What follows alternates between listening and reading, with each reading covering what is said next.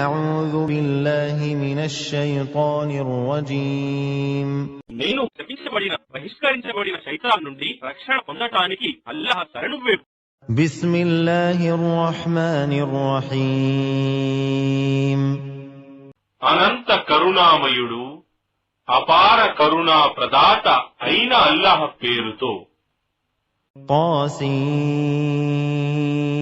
طاسيم ميم طاسين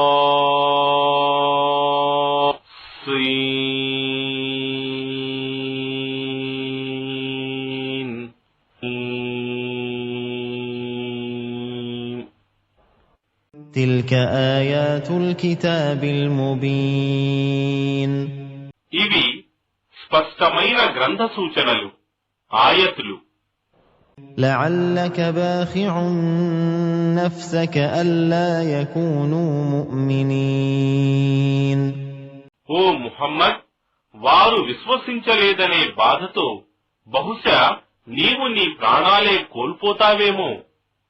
إن نشأ ننزل عليهم من السماء آية فظلت أعناقهم لها خاضعين మేము కోరితే ఆకాశం నుండి వారిపై ఒక అద్భుత సంకేతాన్ని, ఆయత్ను అవతరింపజేసి దానికి వారి మెడలను నమ్రతతో వంగిపోయేలా చేసేవారము.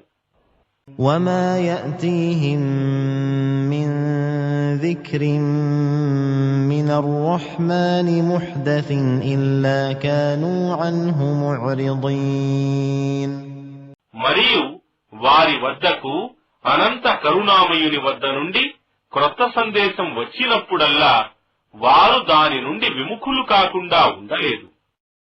فقد كذبوا فسيأتيهم أنباء